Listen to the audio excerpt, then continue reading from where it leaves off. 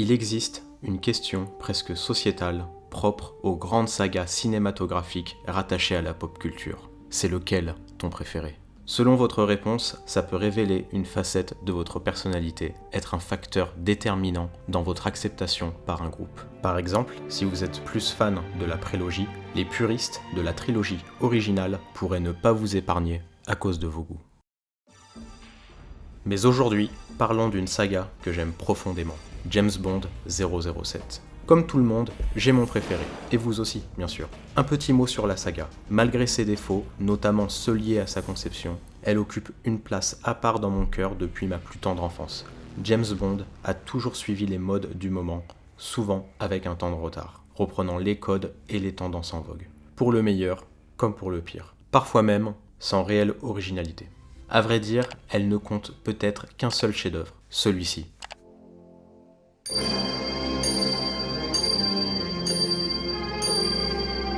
Quel film. Mais ce n'est pas mon préféré pour autant. Mon préféré, c'est le 16e film de la saga, sorti en 1989, Permis de tuer, réalisé par John Glenn. Cet opus se sert des codes de la saga pour nous emmener ailleurs, dans un univers plus sombre, et en fait l'un des films de la saga les plus violents, si ce n'est le plus violent.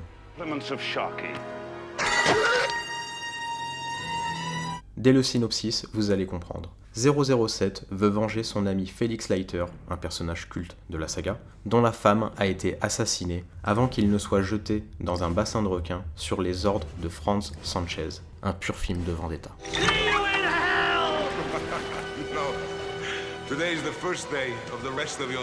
L'influence culturelle de l'époque est plus subtile que dans Moonraker, par exemple, qui a surfé sur le succès de Star Wars de manière assez directe et évidente. Sans tomber dans l'imitation, Permis de tuer a su capter l'essence des actionneurs, ces films d'action nés dans les années 80 sur fond de cartels de drogue qui ont donné des films prestigieux, ainsi que des séries emblématiques de cette décennie. Permis de tuer cherche à refléter des préoccupations contemporaines comme la guerre contre les narcotrafiquants et les conflits géopolitiques, tels que l'affaire des Contras, à travers l'un des associés du méchant. La bande originale est composée par Michael Kamen, un compositeur culte pour les films d'action.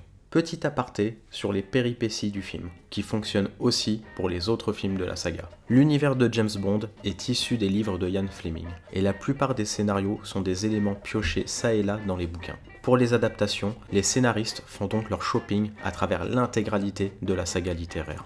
Passons à l'acteur, Timothy Dalton. Le choix de celui qui incarnera James Bond est crucial, au point que la question « Qui sera le prochain 007 ?» peut nourrir des heures de discussion et de spéculation. Pour moi, Timothy Dalton a été le meilleur. Je le trouve plus proche du Bond des bouquins, même s'il a amené sa touche personnelle comme chacun des acteurs qui ont incarné Bond. Moore, par exemple, a fini par verser dans la comédie, et voir 007 déguisé en clown, non merci. Dalton, pour faire simple, c'était Craig avant l'heure. Mais le public n'était pas encore prêt à voir la facette sombre de 007. Un James Bond qui se met à dos le MI6, qui fait couler le sang avec plaisir, manipule son entourage, tout en montrant une facette plus triste, mélancolique et nostalgique.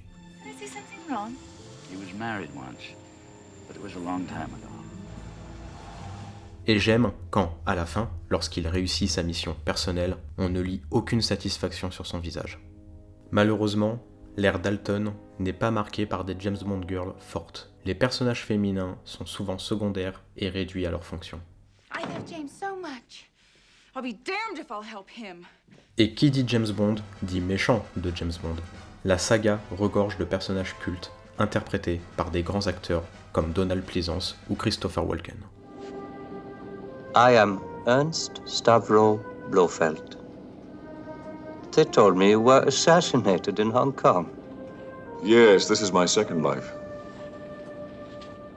You only live twice, Mr. Bond. Ici, Franz Sanchez est joué par Robert Davi, que vous avez peut-être vu dans Showgirls ou Die Hard. Avant Permis de tuer, les méchants étaient la plupart du temps des mégalomanes voulant régner sur le monde, avec des bases improbables et une armée d'hommes de main infinie. Ici, on a un méchant plus terre-à-terre, plus humain, donc plus effrayant. Blofeld avait son chat blanc, Sanchez a un iguane. La mort du méchant est un élément important de la saga. Là, par exemple...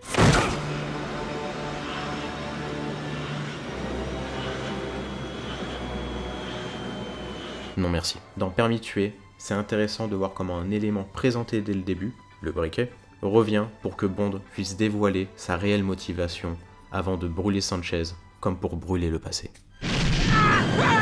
J'aime la construction du film. Pendant la première heure, on n'est pas vraiment dans un 007. Les scènes traditionnelles, voire obligatoires, arrivent au bout d'une heure. C'est là qu'arrive la fameuse partie de cartes, que Q sort les gadgets, ou encore qu'on voit le bureau de M et de Moneypenny, même si honnêtement, la séquence est un peu inutile. Petit à petit, le film retrouve les rails de la saga, tout en jouant avec ses codes. Par exemple, la scène du tapis roulant dans Permis de tuer fait écho à toutes les scènes de la saga où c'est tendu pour 007. Sauf qu'ici, on sait que c'est une vraie boucherie à l'arrivée. On en vient à un élément fondateur que les films de Craig ont, selon moi, un peu foiré. Qui dit méchant, dit aussi gros bras droit. Et là aussi, la saga en possède un bon nombre devenus cultes. Ici, il est joué par l'inconnu, à l'époque, Benicio del Toro, visage angélique rempli de sadisme.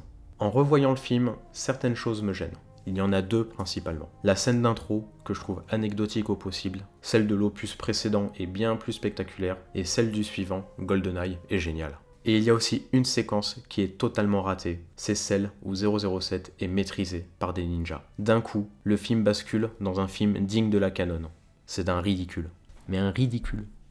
Cet opus se démarque par sa violence viscérale, sa cruauté, son final légendaire, cette longue course-poursuite en camion-citerne qui fonctionne encore aujourd'hui et fait authentique. Je sais qu'il ne fait pas l'unanimité, sans doute à juste titre, mais comme une Madeleine de Proust, je savoure ce film avec tous ses défauts. C'est une saga dont j'aime régulièrement revoir les épisodes, indissociable de mon enfance et de mon parcours cinéphilique. C'est pourquoi je voulais vous partager mon 007 préféré.